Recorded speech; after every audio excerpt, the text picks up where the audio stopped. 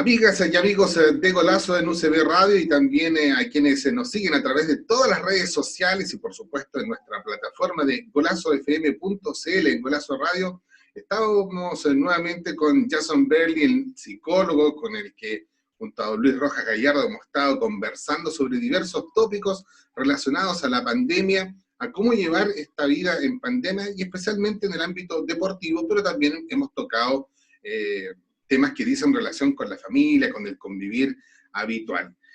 Jason, cuéntanos, entremos en materia inmediatamente. A ver, hemos hablado en nuestro primer programa del ámbito general de esta pandemia y cómo llevarla.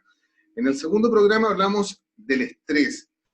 Ahora, hablemos un poco, ¿qué te parece?, de la alimentación y el sueño, que creo son aspectos súper fundamentales y que muchos lamentablemente se ven afectados en este tiempo. Así es, Carlos, y la verdad que toda nuestra dinámica respecto del sueño y de la alimentación, producto del confinamiento y del mismo estrés, va a generar un cambio en nuestro organismo y probablemente lo vamos a notar, yo creo que ya en unas semanas más, porque la camisa no va a cruzar, porque probablemente uno que ya está acostumbrado a andar más suelto en la casa, probablemente se va a colocar los pantalones y el cinturón también va a estar pidiendo auxilio, y es natural, ¿eh? Es natural que ocurra porque la sola situación de estar operando en un modo de seguridad, de sobrevivencia a través del estrés, genera en el cuerpo la necesidad de comer cosas dulces. No sé si te has dado cuenta, pero toda nuestra rutina de alimentación también varía y probablemente el café de media mañana, cuando uno ya está en la casa, no va solamente acompañado de un entremés o alguna cosa, sino que probablemente ya va con un queque, sopa y pilla, que echo de menos de la zona centro, pasadas, calzones rotos, o cualquier otra cosa, y las comidas tienden a ser mucho más hipocalóricas ahora. Pero es una cosa que se va dando desde el organismo pide probablemente restablecer ciertos niveles y a través del azúcar, de la glucosa, va generando en el fondo esa compensación, esa homeostasis requerida para el organismo. Ahora, esa alimentación, uno ha leído y dicen que el azúcar provoca como efectos similares en el cerebro a las drogas, o sea, una satisfacción. ¿Es tan así como lo que una vez escucha? Efectivamente, es así, ¿eh? Y las vías dopaminérgicas que tienen que ver, ¿no es cierto?, con las vías que están orientadas a la gratificación, efectivamente el sistema de recompensa opera de alguna manera por un reforzamiento que se va dando a través de ciertos estímulos, y el azúcar generalmente opera las mismas vías y va generando la misma, entre comillas, adicción respecto de la comida dulce, pero es como un circuito que se va dando en negativo y que probablemente tiene cierta retroalimentación, y tiene que ver con la dinámica del estrés, si esto parte del estrés. A través de estar en un estado de alerta constante, el organismo necesita tener más energía. Por lo tanto, las vías que de alguna manera tienen que ver con el cortisol y la adrenalina deben generar la energía necesaria del organismo para poder estar en esta situación de lucha, de escape, de huida.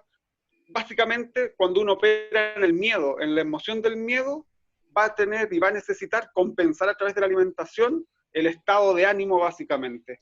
Ahora, y de esa forma se altera todo nuestro sistema de vida. El sueño, la dinámica del estado de humor, la disposición, probablemente los mecanismos que tienen que ver con la atención, con la concentración, también se van modificando producto de estar en esta situación, ¿no es cierto?, de tensión.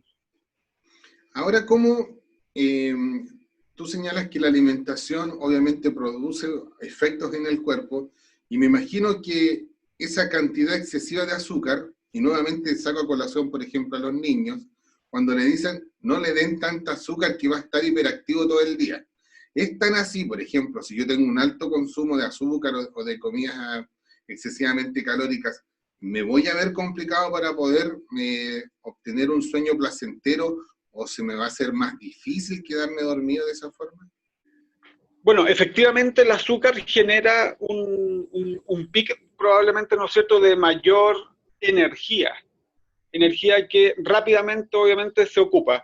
El punto es que en los niños el azúcar envenena y deja embotado finalmente.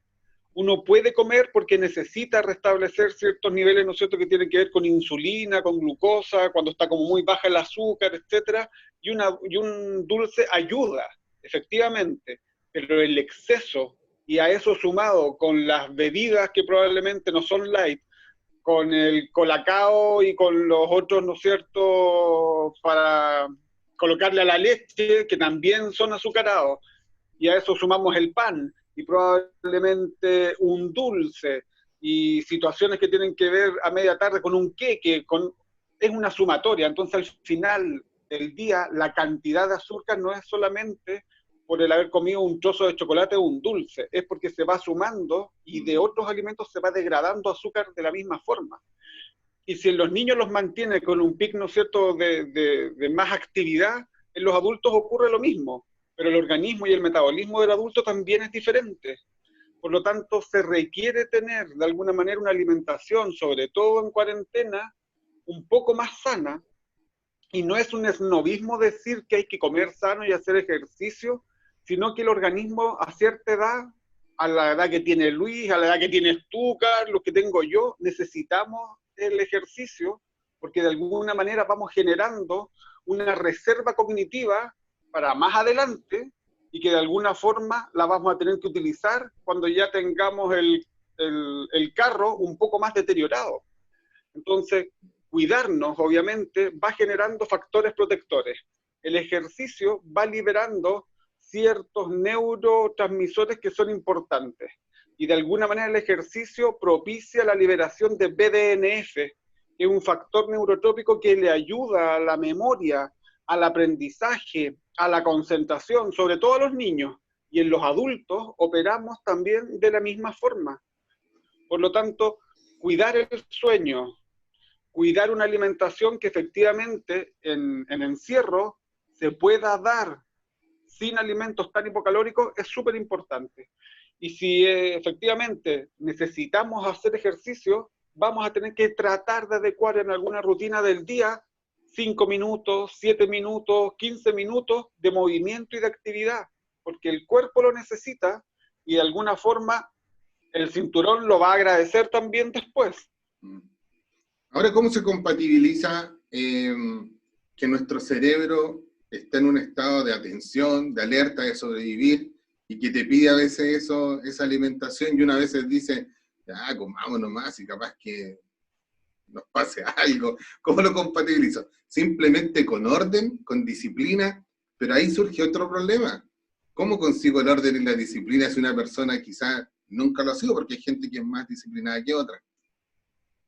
Efectivamente, a todos nos pasa, Carlos, y de alguna manera eso tiene que ver con las rutinas, tiene que ver con la organización del día, tiene que ver en el fondo con que el pensamiento tiene que estar enfocado a la tarea y que de alguna manera saber que el logro de ciertas actividades se tiene que dar por un cierto orden. Para los que somos más dispersos, hacerse en la mañana temprano, sentarse, ¿no es cierto?, en el computador, hacer la rutina del día de las actividades que tengo que hacer y hacer el checklist de tareas que debo hacer, me ayuda a concretarlo en un papel y ya no lo tengo en el pensamiento pensando en el estrés de lo que debo hacer, que no he hecho, y tampoco me quedo pegado en las emociones o en las actitudes o en las conductas pasadas que no hice, que me falta, que me peleé con alguien y me quedo con ese resentimiento, ¿no es cierto?, enganchado, situaciones que también van generando cierto grado de desapego del momento que estoy viviendo. Una suerte de estar ordenado es ser consciente de que mi pensamiento y mis emociones tienen que estar alineadas en este momento, aquí y ahora.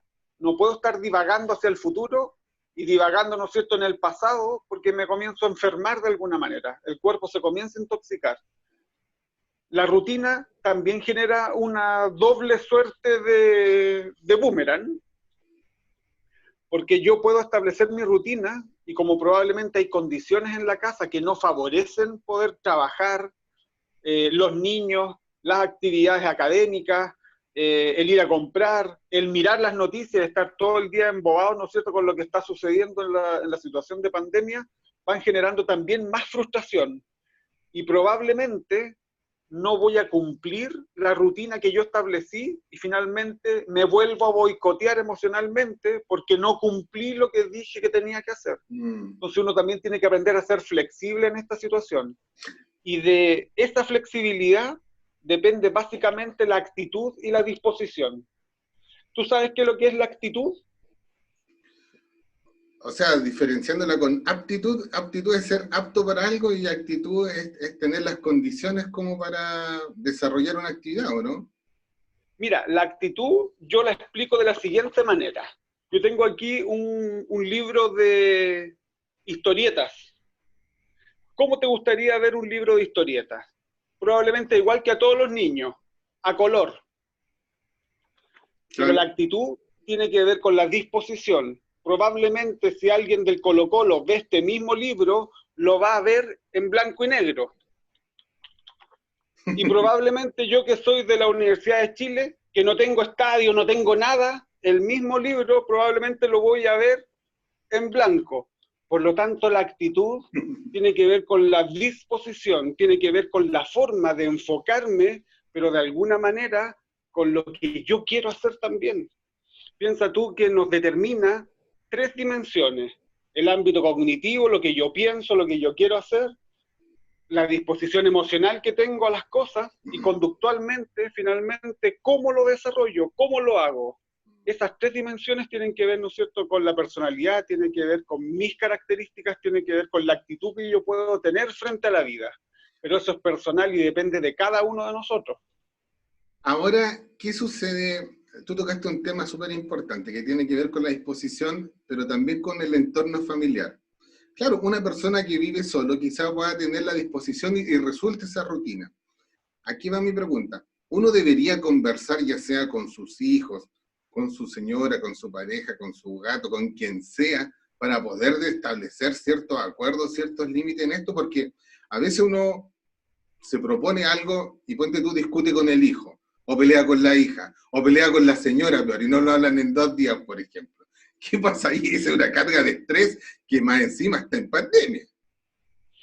En cuarentena y en confinamiento, eso va a aumentar, eso se amplifica, la susceptibilidad se va a amplificar hoy día emocionalmente porque estamos todos enfocados, ¿no es cierto?, en el miedo, en el temor, en la incertidumbre. Y en el hogar sucede una cosa que es natural, ¿eh? Probablemente todos nosotros salimos, vamos a trabajar y volvemos al hogar a cierto horario con una disposición distinta para poder compartir en familia, pero no estamos acostumbrados a estar de lunes a viernes 15 días, 20 días, un mes o 2 meses en el mismo espacio. Y ahí viene una receta que de alguna manera es súper importante para ayudar a generar acuerdos.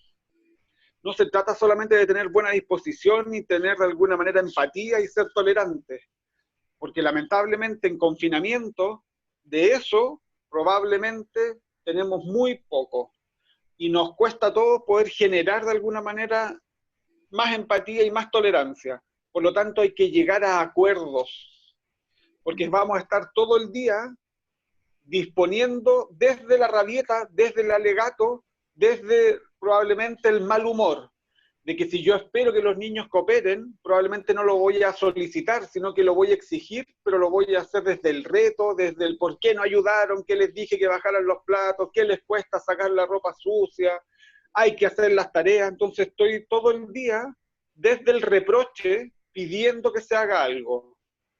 Hay que cambiar, ponernos de acuerdo, establecer horarios y responsabilidades para que la mamá, ni el papá, ni el hijo, ni la abuelita, ni todos los que son integrantes de la familia tengan que estar haciendo a disposición de algo, sino que cada uno sepa lo que tiene que hacer, que cada uno sepa en lo que puede ayudar y se comprometa a generar esa ayuda. Y ahí van a empezar a bajar de alguna manera también las ansiedades y los malos ratos y las frustraciones y las rabias, que generalmente repercuten en el mismo sistema de estrés, de probablemente ansiedad, de trastornos del sueño que también se van generando por toda esta presión y toda esta carga. Entonces es un círculo vicioso. Y salir de ese círculo vicioso tiene que ver de alguna manera también con el sentido del humor y con la creatividad. Tenemos que ponernos más creativos para poder hacer cosas diferentes. El cerebro está acostumbrado y el cerebro va a operar en el confort,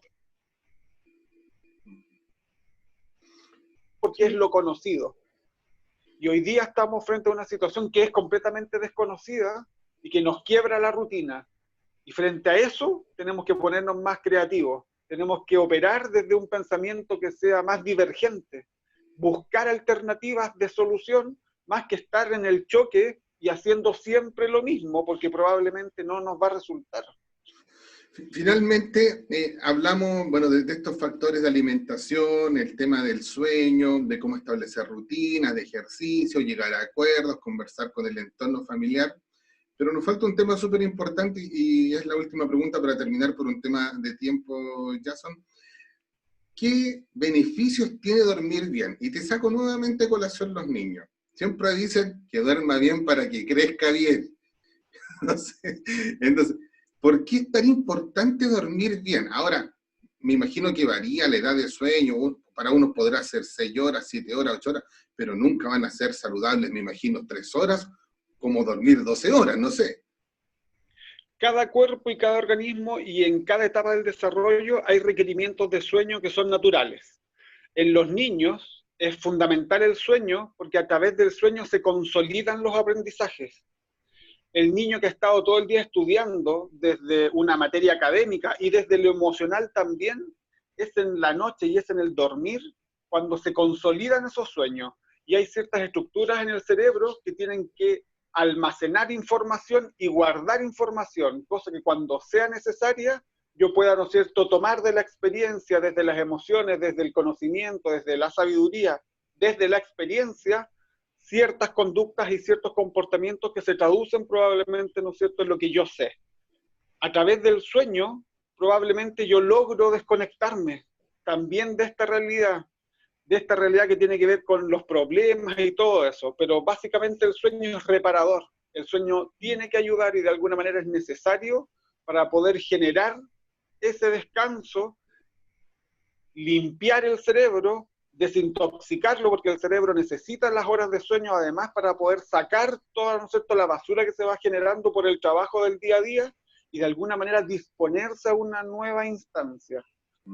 Uno va generando reservas de sueño jamás en la vida.